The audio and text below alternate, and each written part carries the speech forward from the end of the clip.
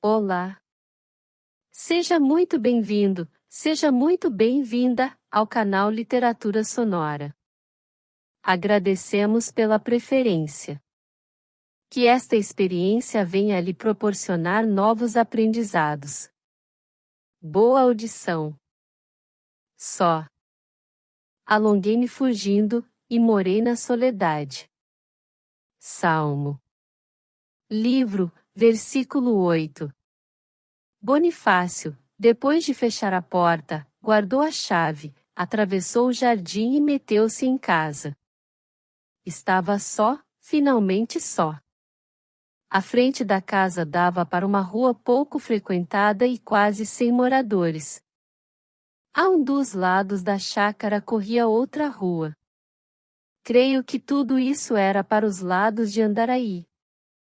Um grande escritor, Edgar Poe, relata, em um de seus admiráveis contos, a corrida noturna de um desconhecido pelas ruas de Londres, à medida que se despovoam, com o visível intento de nunca ficar só. Esse homem, conclui ele, é o tipo e o gênio do crime profundo, é o homem das multidões.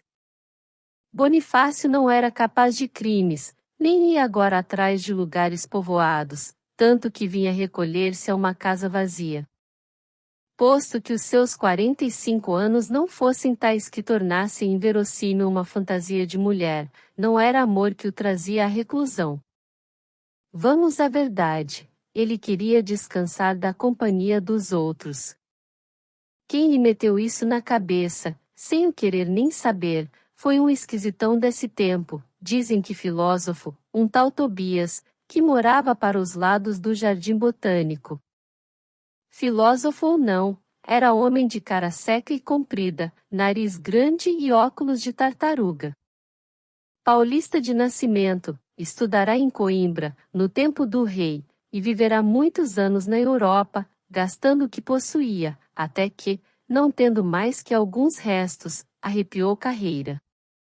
Veio para o Rio de Janeiro, com o plano de passar a São Paulo, mas foi ficando e aqui morreu. Costumava ele desaparecer da cidade durante 1 ou 2 meses, metia-se em casa, com o único preto que possuía, e a quem dava ordem de lhe não dizer nada. Esta circunstância fê-lo crer maluco, e tal era a opinião entre os rapazes, não faltava, porém, quem lhe atribuísse grande instrução e rara inteligência, ambas inutilizadas por um ceticismo sem remédio. Bonifácio, um dos seus poucos familiares, perguntou-lhe um dia que prazer achava naquelas reclusões tão longas e absolutas. Tobias respondeu que era o maior regalo do mundo. Mas, sozinho. Tanto tempo assim, metido entre 4 paredes, sem ninguém. Sem ninguém, não. Ora, um escravo, que nem sequer lhe pode tomar a bênção. Não, senhor. Trago um certo número de ideias, e, logo que fico só, divirto-me em conversar com elas. Algumas vêm já grávidas de outras, e dão à luz 5, 10, 20 e todo esse povo salta, brinca, desce, sobe, às vezes lutam umas com outras, ferem-se e algumas morrem, e quando dou acordo de mim, lá se vão muitas semanas. Foi pouco depois dessa conversação que vagou uma casa de Bonifácio.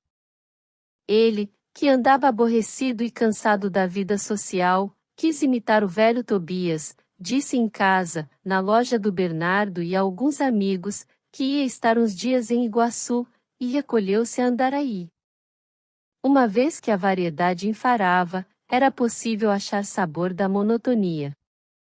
Viver só, 2 semanas inteiras, no mesmo espaço, com as mesmas coisas, sem andar de casa em casa e de rua em rua, não seria um deleite novo e raro?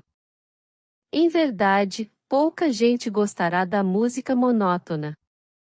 Bonaparte, entretanto, lambia-se por ela, e sacava dali uma teoria curiosa, a saber, que as impressões que se repetem são as únicas que verdadeiramente se apossam de nós. Na chácara de Andaraí a impressão era uma e única. Vimo-lo entrar. Vamos vê-lo percorrer tudo, salas e alcovas, jardim e chácara.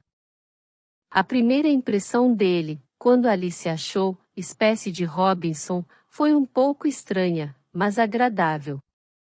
Em todo o resto da tarde não foi mais que proprietário, examinou tudo, com paciência e minuciosidade, paredes, tetos, portas, vidraças, árvores, o tanque, a cerca de espinhos. Notou que os degraus que iam da cozinha para a chácara estavam lascados, aparecendo tijolo. O fogão tinha grandes estragos. Das janelas da cozinha, que eram duas, só uma fechava bem, a outra era atada com um pedaço de corda.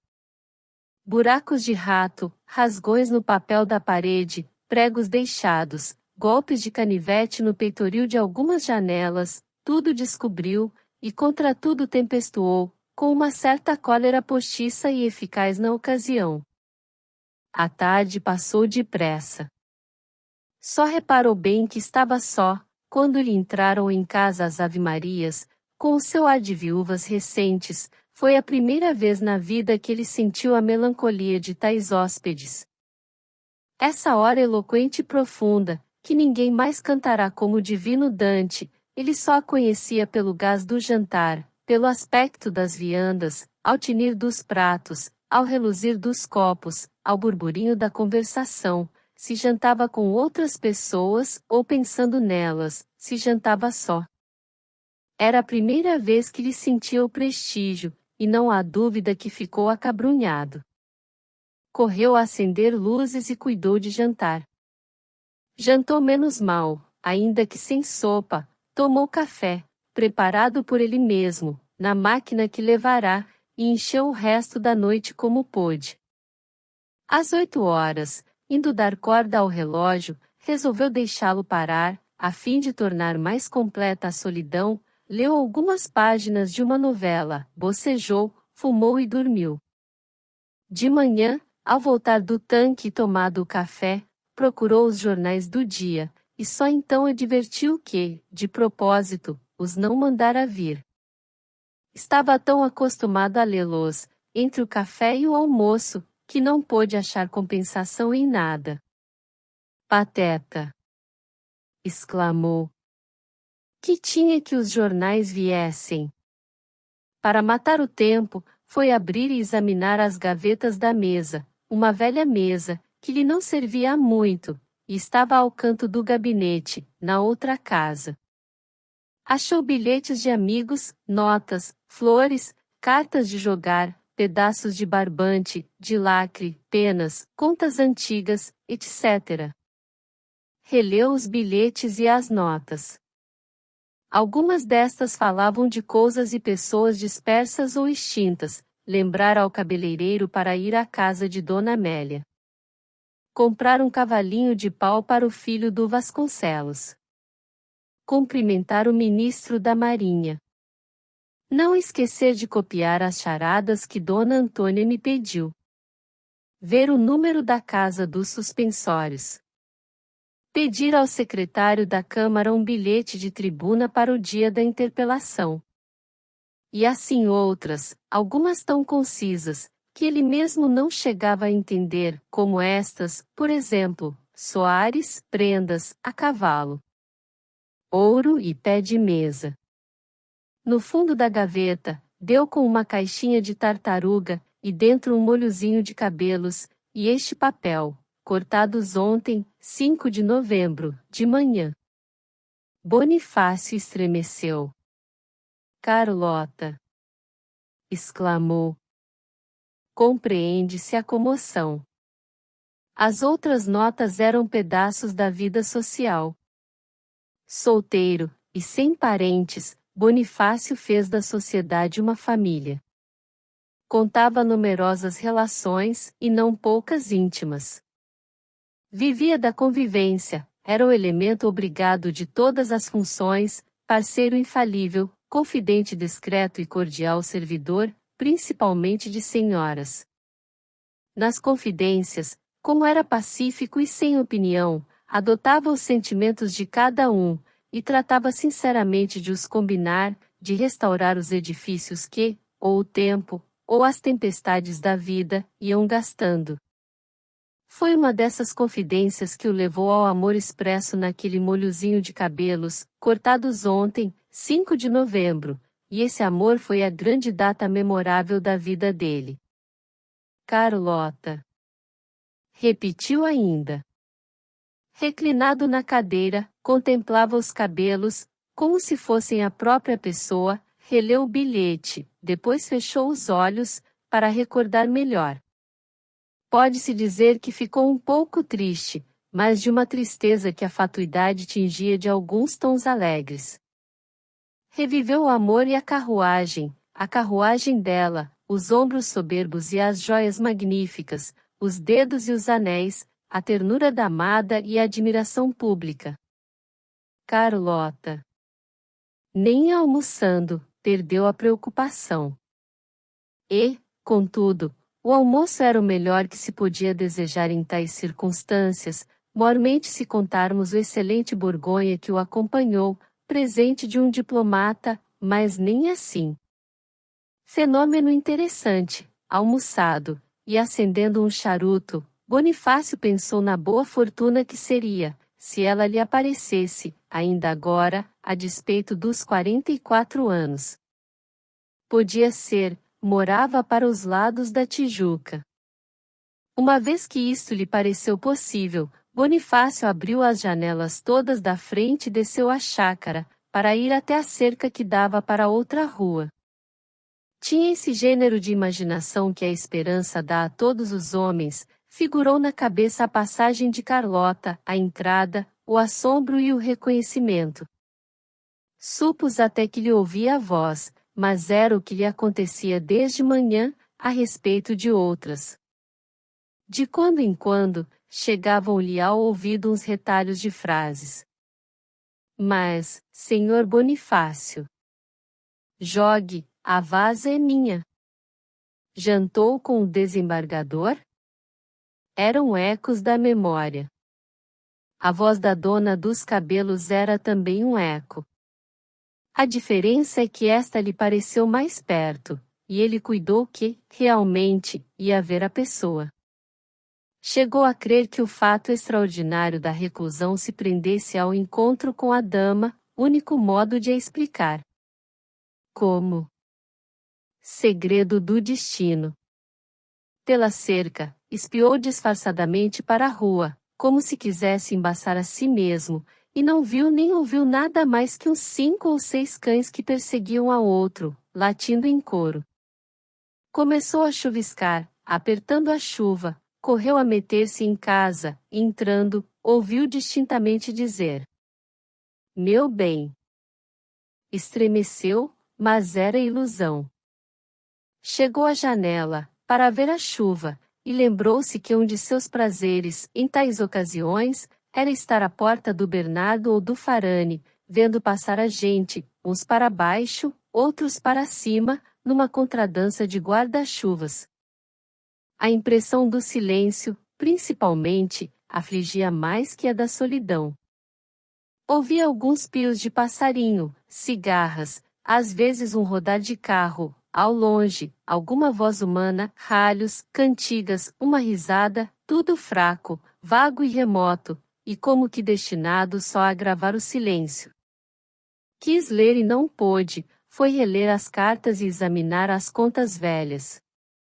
Estava impaciente, zangado, nervoso. A chuva, posto que não forte, prometia durar muitas horas, e talvez dias. Outra cansada aos fundos, e desta vez trouxe-lhe à memória um dito do velho Tobias. Estava em casa dele, ambos à janela, e viram passar na rua um cão, fugindo de 2, que ladravam, outros cães, porém, saindo das lojas e das esquinas, entraram a ladrar também, com igual ardor e raiva, e todos corriam atrás do perseguido. Entre eles ia o do próprio Tobias, um que o dono supunha ser descendente de algum cão feudal, companheiro das antigas castelãs. Bonifácio riu-se, e perguntou-lhe se um animal tão nobre era para andar nos tumultos de rua. Você fala assim, respondeu Tobias, porque não conhece a máxima social dos cães. Viu que nenhum deles perguntou aos outros o que é que o perseguido tinha feito. Todos entraram no coro e perseguiram também, levados desta máxima universal entre eles: quem persegue ou morde tem sempre razão, ou, em relação à matéria da perseguição, ou, quando menos, em relação às pernas do perseguido. Já reparou? Repare e verá. Não se lembrava do resto, e, aliás, a ideia do Tobias pareceu-lhe ininteligível, ou, quando menos, obscura. Os cães tinham cessado de latir.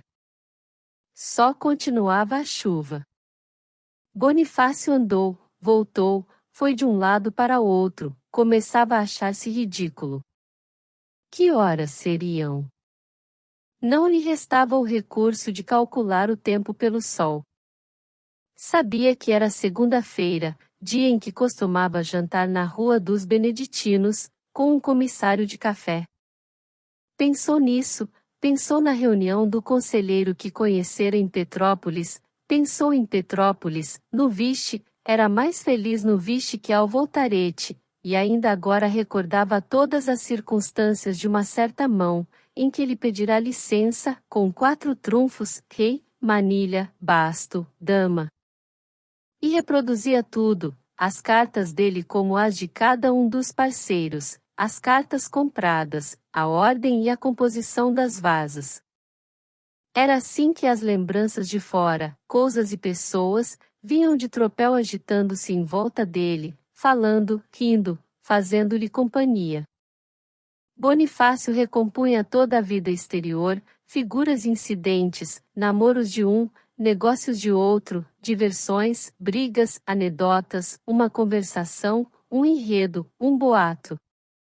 Cansou, e tentou ler, a princípio, o espírito saltava fora da página, atrás de uma notícia qualquer, um projeto de casamento, depois caiu numa sonolência teimosa.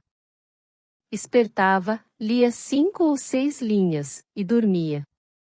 Afinal, levantou-se, deixou o livro e chegou à janela para ver a chuva, que era a mesma, sem parar nem crescer, nem diminuir, sempre a mesma cortina de água despenhando-se de um céu amontoado de nuvens grossas e eternas. Jantou mal, e, para consolar-se, bebeu muito borgonha. De noite, fumado o segundo charuto, lembrou-se das cartas, foi a elas, baralhou-as e sentou-se a jogar a paciência. Era um recurso, pôde assim escapar às recordações que o afligiam, se eram más, ou que o empuxavam para fora, se eram boas. Dormiu ao som da chuva, e teve um pesadelo. Sonhou que subia à presença de Deus, e que lhe ouvia a resolução de fazer chover, por todos os séculos restantes do mundo. Quantos mais? Perguntou ele. A cabeça humana é inferior às matemáticas divinas, respondeu o Senhor, mas posso dar-te uma ideia remota e vaga. Multiplica as estrelas do céu por todos os grãos de areia do mar, e terás uma partícula dos séculos. Onde irá tanta água, Senhor?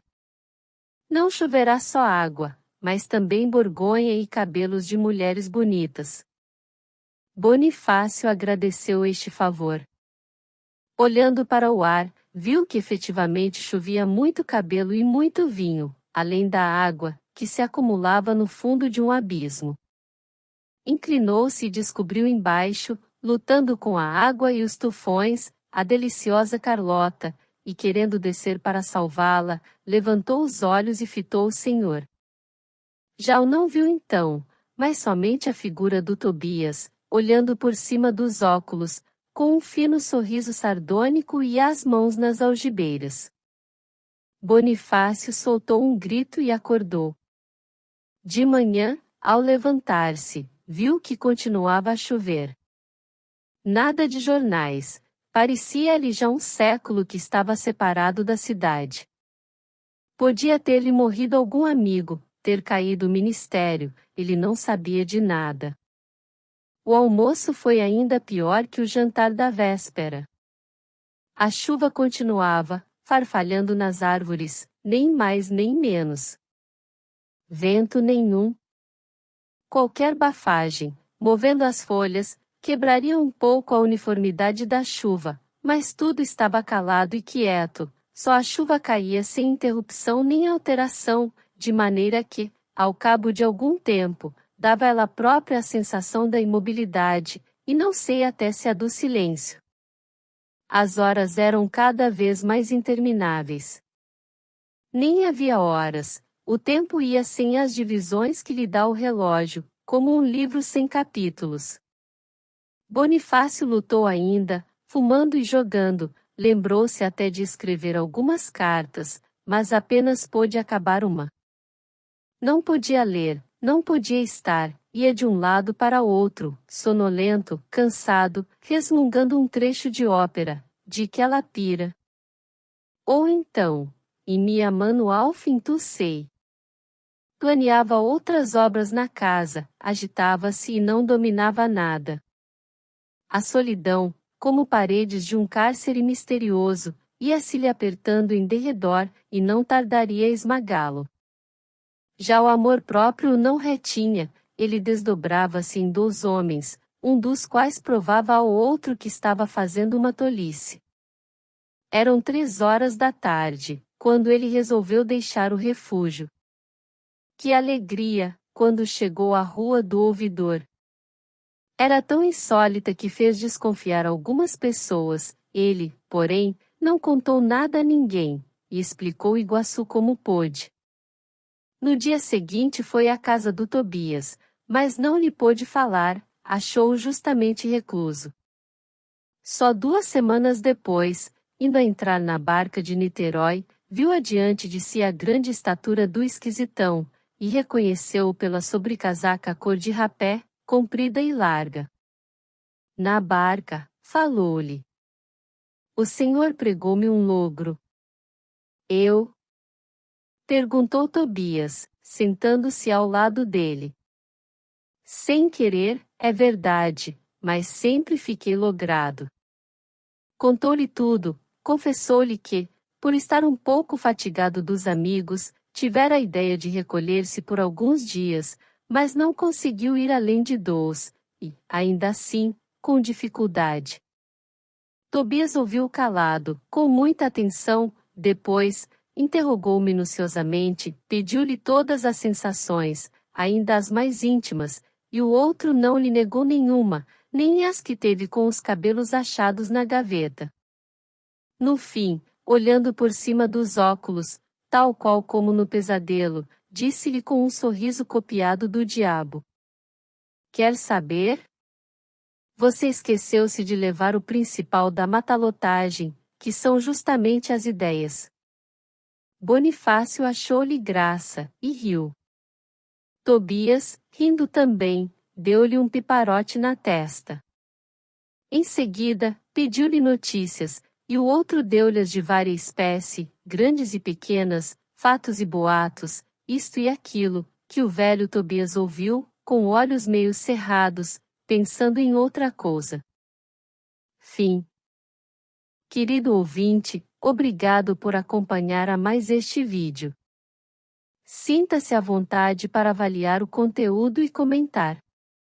Se desejar, compartilhe e inscreva-se. Um grande abraço para você.